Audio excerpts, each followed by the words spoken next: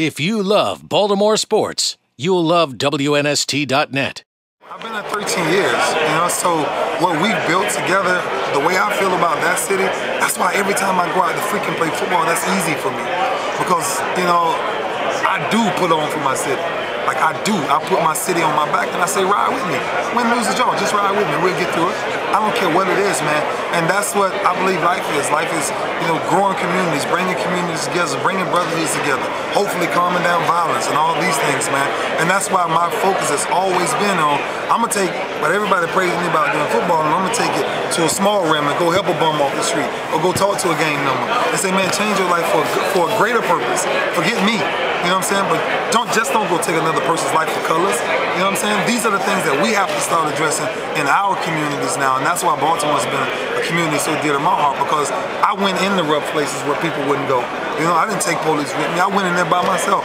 I like to go sit down and talk to people who's living certain lives and people who are doing the things they're doing. I like to sit in sometimes the drug-infested players and say, okay, I'm right here. I'm telling you, your decisions can still be a decision to walk out of this life anytime you get ready. These are the challenges. These are the things that's always made me connect to Baltimore. But you lived through that with Marlon 13 years ago. What happened to those old shirts back in '96 with Marlon? Nobody's ever left my life will ever leave me.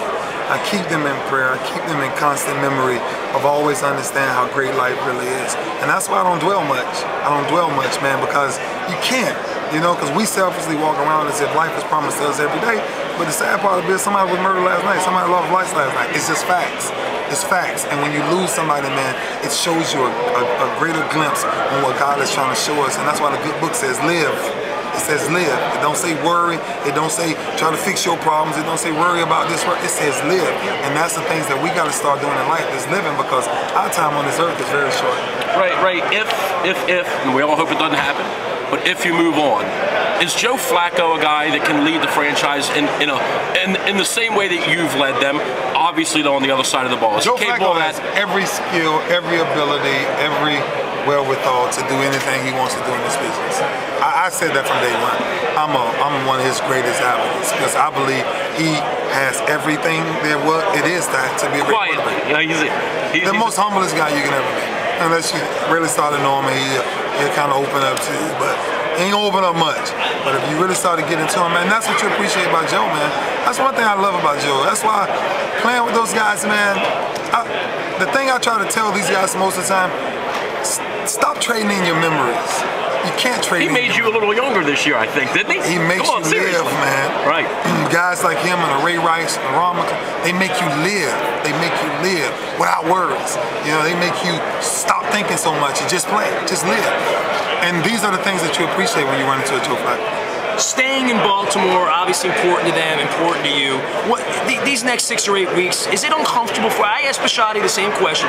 This is awkward. I think for you, I think it's awkward for them, and certainly the fans are the children in the middle of this thing, because we want you, they know we want you, you know they want you, but then it comes down to money and it's about business. And you're right, that shouldn't be brought out. I mean, I'm not expecting you to sit here and say, I'm definitely staying, I'm definitely not staying, but deep down somewhere in there, you know in the back of your head whether you've ever pictured yourself in another jersey.